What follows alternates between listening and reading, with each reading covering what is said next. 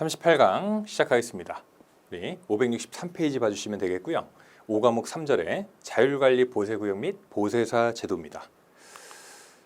먼저 보시면은 의인데 보세구역 자율관리와 관련해서 보세구역 중에서 물품 관리하고 그다음에 세관 감시에 지장이 없다고 인정하여 관세청장이 정하는 바에 따라 세관장이 지정하는 보세구역에 장치한 물품, 그죠? 관세청장이 정하는 바에 따라 세관장이 지정한대요. 그 의미를 잘 생각을 해보시면은 어떤 기준이나 절차나 방법을 정할 수 있는 권한은 관세청장한테 있다라고 했어요. 그럼 관세청장이 딱 기준을 정해놓으면은 그 틀에서 세관장이 유도리 있게 지정을 할 수 있는 권한을 갖게 된다라는 것이죠. 그러니까 기준이나 절차나 방법은 관세청장이 큰 틀을 짜놓고 그 안에서 세관장이 일정 권한을 가지고 지정을 할 수 있고 또는 지정 요건을 충족하지 않으면은 지정을 거부할 수도 있는 거예요. 그런 보세구역에 장치한 물품은 관세법 157조 물품의 반입하고 반출에 대한 규정입니다. 그 규정에 따른 세관 공무원의 참여와 관세법에 따른 절차 중에서 역시 관세청장이 정하는 절차를 생략한다라는 것이죠.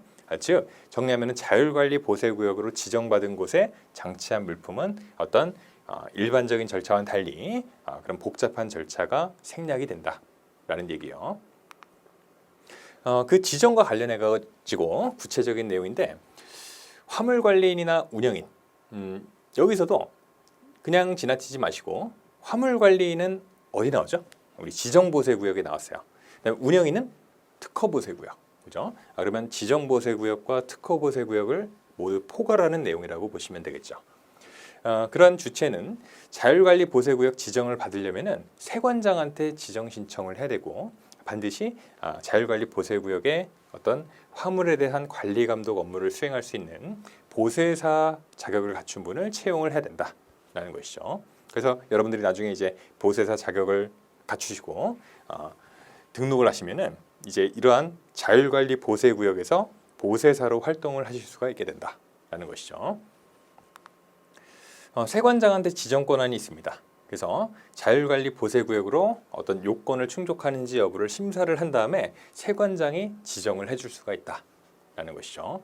그러니까 결국에는 세관장이 할 일들이요. 보세 화물에 대한 관리 감독 그리고 보세구역에 누가 들어오고 나가는지 그다음에 보세구역에 대한 어떤 보안 업무들 이런 것들 원래 다 세관장이 해야 돼요. 근데 그걸 다 전국적인 어떤 상황을 봤을 때 세관 공무원이 세관장의 이름으로 그런 행위를 할 텐데 세관 공무원이 한 몇천 명밖에 안 돼요. 그렇기 때문에 이 업무를 다 세관에서 관세청에서 소화를 할 수가 없기 때문에 자율관리 보세구역으로 지정을 해놓고 자율에 맡기는 거죠. 우리 관세와 관련돼 있는 그 심사도 역시 과거에는 자율심사 제도라는 것을 운영을 하면서 업체의 자율에 맡겼어요. 그래서 세액의 적정성과 통관 적법성을 주기적으로 이제 평가해서 자체적으로 자율심사 보고서를 작성하게 한 다음에 그거를 세관장한테 결과물만 제출하고 평가를 받는 절차가 있었는데 지금은 이제 그런 제도가 사라졌습니다. 그래서 세관에서 기업 심사를 통해 가지고 어떤 세액의 적정성이나 통관 적법성을 심사하고 있죠. 그러한 제도의 일환으로 보세 화물과 관련된 업무들, 즉 보세구역을 자율에 맡겨놓고 그 안에서 이제 보세사라는 분을 채용을 해놓고 관리 감독 업무를 세관장을 대신해서 수행을 하는 것이죠. 그리고 이제 지정권을 세관장이 가지고 있었기 때문에 그 요건을 충족하지 못하게 되는 상황이 발생하면은 세관장이 역시 지정을 취소할 수도 있습니다. 그다음에 이제 보세사인데 보세사는 시험을 통해 가지고 자격을 갖춰야 된다라는 것이죠. 근데 관세법 175조에 운영인의 결격 사유가 규정이 되어 있죠. 미성년자부터 해가지고 피성년 후견인, 피한정 후견인, 파산 선고를 받고 복권되지 않은 자, 그다음에 관세법을 위반하고 2년 또는 일정 기간이 지나지 않은 사람, 그런 사람들은 운영인이 될 수가 없었습니다. 그죠? 그런 175조에 해당하는 운영인의 결격 사유에 해당하지 않는 사람으로서 보세 화물 관리 업무에 관한 시험에 합격한 사람, 그런 사람은 보세사의 자격이 있다. 그래서 일단 예전에는 관세직 공무원으로 한 20년 이상 근무하시는 분들한테 어떤 특별한 시험 없이 거의 자동 부여가 됐어요. 근데 그게 여러 가지 어떤 그 폐해가 있다라고 뭐 말들이 많아가지고 한 보세사 자격 시험을 이제 일반에 오픈한 지가 한 8년 정도 됐어요. 그래서 지금은 이제 누구라도 보세사 시험에 응시해가지고 합격만 하면 보세사 자격을 갖출 수가 있습니다. 그리고 자격을 갖추고 난 다음에 등록을 해야 돼요. 그죠? 보세구역 관할 세관장한테 등록을 해야 비로소 거기에 있는 어떤 관할 보세 창고라든지 어떤 보세구역에서 보세사로 이제 활동을 하실 수가 있는 겁니다.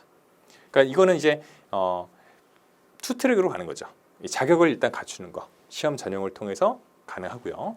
그다음에 자격을 갖춘 자가 등록을 했는지 안 했는지 여부에 따라서 실제로 그 자격을 가지고 업무를 수행할 수 있는지 맞는지 그게 이제 결정이 되는 거예요. 아시겠죠?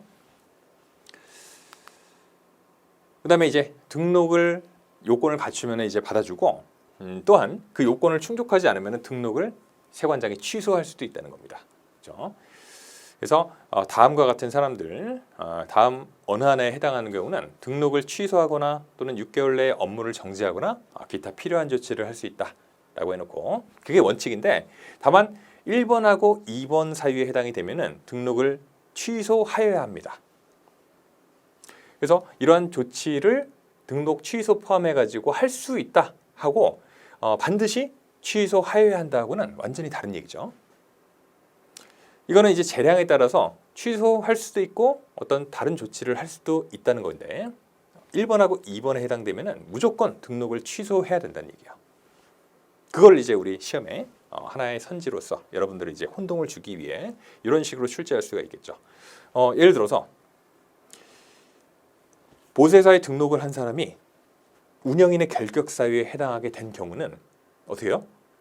등록의 취소, 6개월 내에 업무 정지 또는 그 밖에 필요한 조치를 할 수 있다. 맞는 내용입니까? 틀린 내용이죠. 1번에 해당되면은 반드시 등록을 취소하여야 한다라고 돼 있어요. 아시겠죠? 그런 식으로 이제 출제가 된다는 얘기예요. 또는 보세사 등록을 한 사람이 관세법이나 관세법에 따른 명령을 위반한 경우에 어떻게 한대요? 등록을 취소하여야 한다. 맞습니까? 3번은 포함이 안 되죠. 3번의 경우는 등록의 취소, 6개월 내 업무 정지, 그 밖에 필요한 조치 중에서 선택을 할 수 있는 겁니다.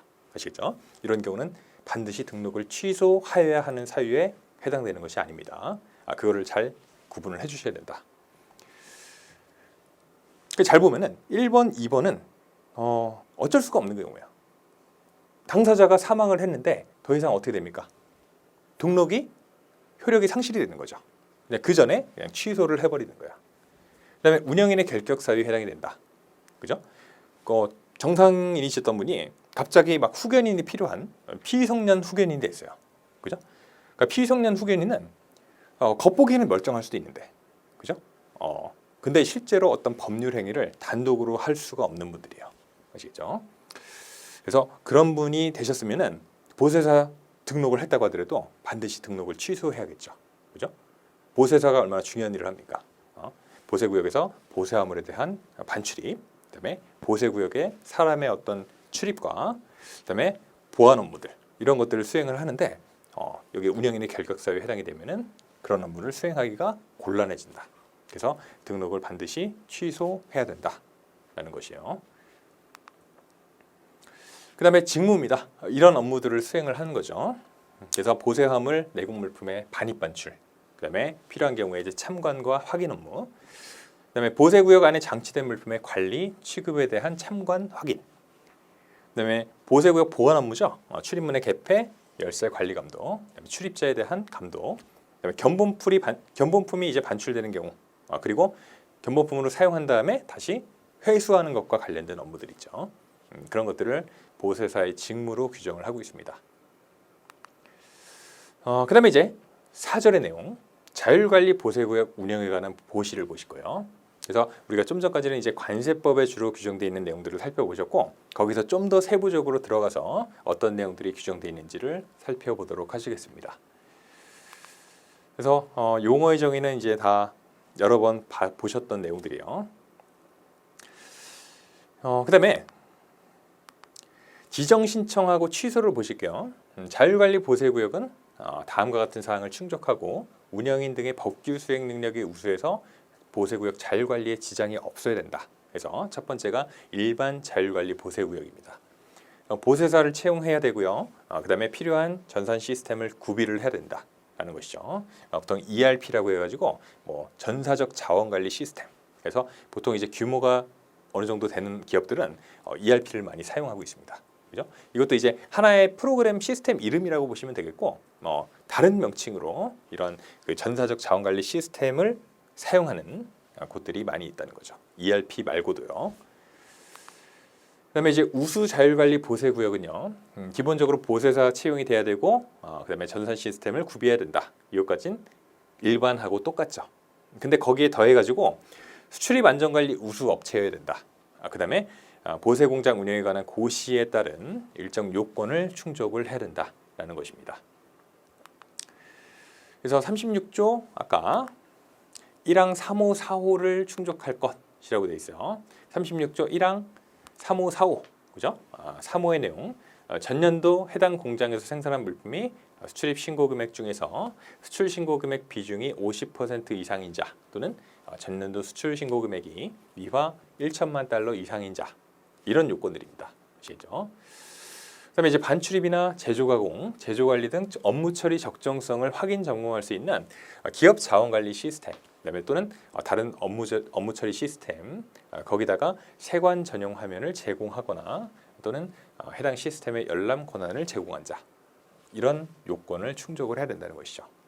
그러니까 좀 더 일반 구역보다 좀 더 디테일하고 업그레이드된 그런 요건을 추가적으로 더 요하고 있습니다. 그다음에 신청을 통해서 지정을 받을 수가 있고요.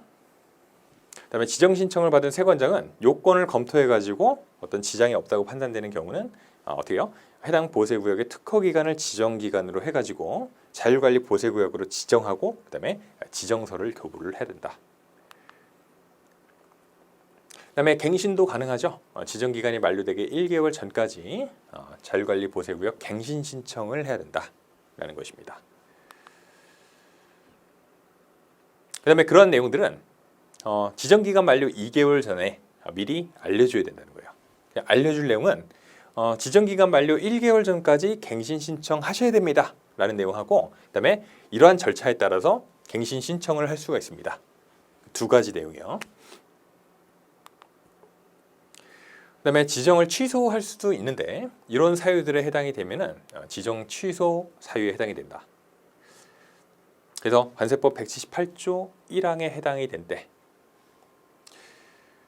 보면은 이제 뭐 특허 보세구역, 특허 취소 사유, 그다음에 효력 상실 사유 그런 것들에 해당이 될 때는 이 지정이 취소가 될 수가 있습니다.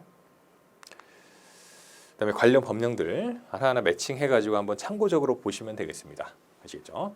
그래서 178조는 특허 취소, 그다음에 반입 정지 처분 이런 내용들과 관련된 조문이요. 그다음에 의견 청취, 뭔가 이제 그 보통 일이 아니죠. 자율관리 보세구역으로서 지정을 받으려면은 요건을 갖춰서 세관장한테 신청을 해야 되고, 그걸 심사를 통해서 지정을 해주는 거야. 그러니까 이게 보통 일이 아니고 한 적어도 몇 달씩 걸리는 일입니다. 그렇게 해주는데 취소 사유에 해당이 돼요. 근데 그렇다고 하더라도 힘들게 몇 달에 걸쳐 가지고 지정을 해줬는데 취소를 할 때도 힘들게 취소를 해줘야 됩니다. 그죠? 힘들게 취소를 해준다라고 하는 것은 지정을 해주고 지정을 받은 자한테 뭔가 이의가 있지는 않은지를 의견을 들어본다는 거야. 아시죠? 그래서 의견 청취 절차를 거치게 된다. 그다음에 이제 업무 관련 절차인데 첫 번째 절차 생략 등입니다. 일단 이러한 절차를 생략하게 된다. 자율관리 보세구역에서요. 그래서 좀 더 간소하게 한다는 것이죠. 일반적인 보세구역과 달리 자율관리 보세구역은 세관 통제를 조금 덜하게 하는 거잖아요. 그러니까 당신들이 이렇게 잘할 수 있으니 우리가 믿고 맡긴다 라는 차원이기 때문에 일반적인 자율관리 보세구역이 아닌 곳보다 조금 더 느슨하게, 그죠? 융통성을 발휘해 가지고 자율에 맡기는 것이다. 그래서 일반 자율관리 보세구역하고 그다음에 우수 자율관리 보세구역 각각 어떤 절차들을 간소화하게 하거나 생략을 하는지를 구분해 가지고 여러분들 한번 살펴보시면 좋을 것 같고요. 아까 뭐 지정 요건 같은 것도 그렇지만은 우수 자율관리 보세구역이 조금 더 요건도 까다롭지만은 혜택도 많다는 걸 아실 수가 있을 거예요. 그다음에 절차 생략 등의 정지. 절차 생략도 잘해야 그 혜택을 주는 거죠. 근데 만약에 잘하지 못하는 경우라고 하면은 그 절차 생략 등의 혜택을 정지를 시켜야 될 거예요. 그래서 다음과 같은 경우입니다. 보세사가 해고나 취업 정지 등의 사유로 업무를 수행할 수 없는 경우, 그런 경우는 다시 보세사, 다른 보세사를 채용할 때까지 세관장이 절차 생략을 정지한다라는 것이고, 그다음에 운영인이 보세화물 관리에 관한 의무사항을 이행하지 않아서 경고 처분을 1년 3회 이상 받았을 때, 그러면 1개월 내의 기간을 동안 세관장이 절차 생략 등을 정지한다라는 것입니다. 그다음에 이제 운영인의 의무고요. 운영인은 자율관리 보세구역 운영과 관련해 가지고 다음 사항을 준수를 해야 된다. 그래서 보세사가 아닌 자한테 보세화물 관리 업무를 맡기면 안 됩니다. 그다음에 운영인 등은 보세구역에 작업이 있을 때는 보세사를 상주 근무하게 해야 된다. 그죠? 그다음에 보세사를 채용하거나 해고하거나 교체했으면은 세관장한테 바로 알려줘야 된다라는 것이죠. 그다음에 보세사가 해고나 취업 정지 등의 사유로 업무를 수행할 수 없으면은 2개월 내에 다른 보세사를 채용해서 근무를 시켜야 된다라는 것이고요. 그다음에 자율관리 보세구역에 대한 감독이요. 회계연도 종료 3개월이 지난 다음에 15일 내에, 그죠? 특이한 표현이죠. 회계연도 종료 3개월이 지난 후 15일 내에 자율관리 보세구역 운영 등의 적정 여부를 자체 점검하게 한 다음에 자율점검표를 제출하도록 해야 된다라는 것입니다. 그다음에 세관장은 운영 실태나 보세사의 관계법령 이행 여부를 확인하기 위해서 별도 감사반을 편성하고 7일 내 기간을 설정해서 연 1회 정기감사를 실시를 해야 된다는 것이죠. 그러니까 보통 일이 아니죠. 자율에 맡긴다고 해서 무조건 그냥 냅두는 게 아니에요. 주기적으로 자율적으로 잘 하고 있는지를 감시를 한다는 거죠. 이런 감사를 통해 가지고. 그다음에 이제 행정 제재. 운영인과 보세사가 보세화물 관리에 관한 의무 사항을 이행하지 않았을 때 경고 처분 등의 조치를 할 수가 있다는 것이죠. 그다음에 관계 서류 2년간 보관을 해야 됩니다. 우리가 이제 관세법 12조하고 관세법 시행령 3조에서 신고 서류의 보관 기간을 규정하고 있었습니다. 아시겠죠? 거기서 보세 화물에 대한 반출입, 그다음에 보세 운송, 그다음에 적재 화물 목록에 대한 자료들은 2년 동안 보관하도록 규정이 되어 있었어요. 그죠? 거기에 대해서 조금 더 디테일하게 설명을 해놓은 거죠. 그런 내용이기 때문에 여러분들 2년 잘 기억을 해주시면 좋을 것 같죠. 그다음에 이제 5절이에요. 보세사 제도 운영에 관한 고시입니다. 보세사가 이제 시험을 통해 가지고 자격을 갖출 수 있다라고 말씀드렸죠. 그래서 시험 주관은 한국관세물류협회에서 주관을 하게 되고요. 보통 이제 그 7월 초에, 그죠? 뭐 한 7월 1일, 2일, 3일 이 중에서 토요일 날 이제 실시를 한다는 것이죠. 그다음에 시험 공고는 미리 하는 거예요. 미리 한국관세물류협회 홈페이지에 게시를 하게 됩니다. 그다음에 어떤 위원회의 심의를 거쳐 가지고 이 보세사 시험과 관련된 내용을 주관하도록 돼 있다라는 거. 그다음에 이제 자격증 교부인데 일반직 공무원으로서 5년 이상 관세행정에 종사한 경력으로 보세사 자격증을 교부받고자 하는 사람, 그 신청서를 자격증명 서류와 함께 첨부해 가지고 관세청장한테 제출을 해야 됩니다. 그죠? 근데 요즘 같은 경우는 자동 부여되는 게 없어졌어요. 그래서 시험을 같이 다 치든지 아니면은 경력으로 인해서 일부 과목을 면제를 받든지 그 둘 중에 하나입니다. 아시겠죠?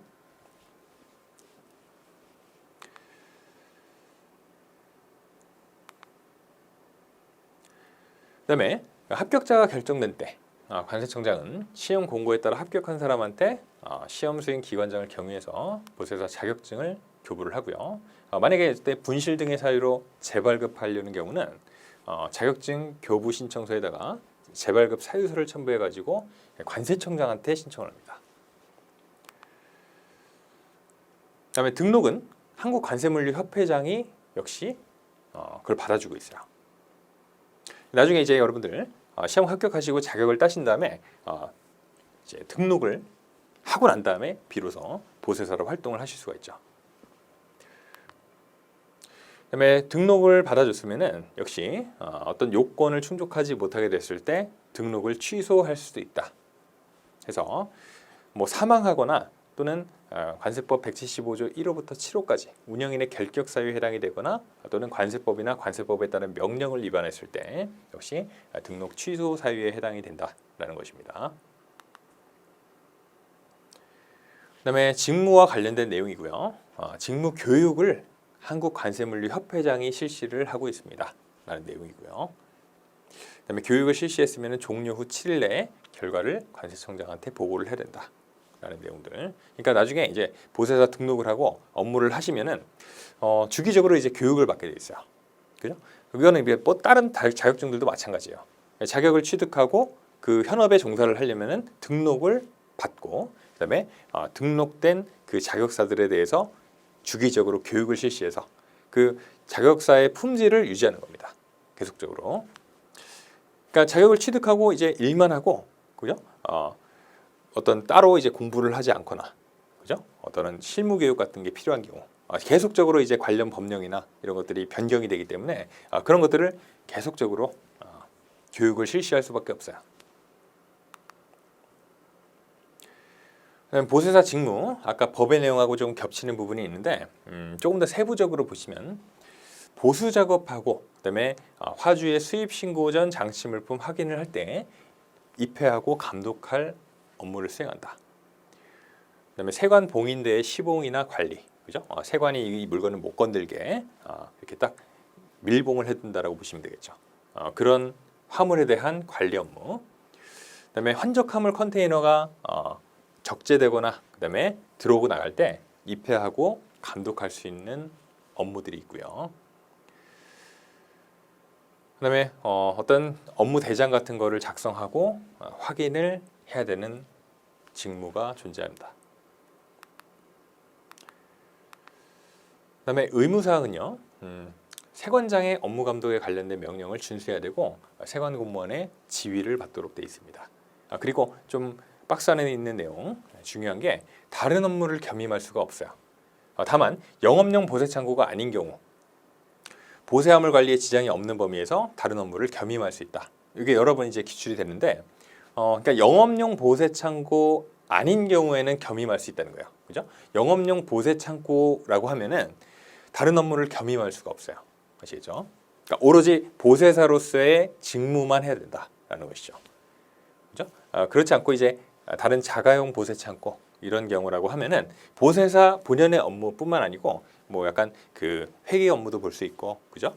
그다음에 뭐 수입 통관과 관련된 업무도 볼 수 있고, 그렇게 이제 다른 업무를 할 수가 있다는 얘기입니다. 그죠? 근데 만약에 영업용 보세 창고다라고 하면은 오로지 법에서 고시에서 규정하고 있는 보세사의 직무만 수행을 해야 돼요. 그다음에 보세구역에 작업이 있는 시간에는 상주를 해야 됩니다. 아시겠죠? 그 보세 창고나 어떤 그 자기가 근무하고 있는 보세구역을 벗어나서는 안 된다는 거예요.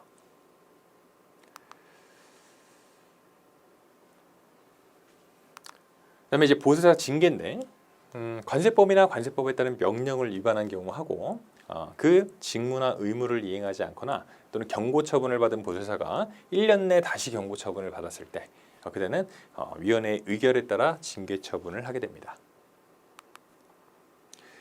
그다음에 징계 종류인데 이것도 이제 여러 번 기출이 됐습니다. 다음에 3종으로 한다. 견책, 그다음에 6개월의 범위 내에서의 업무 정지, 그다음에 등록 취소가 있죠.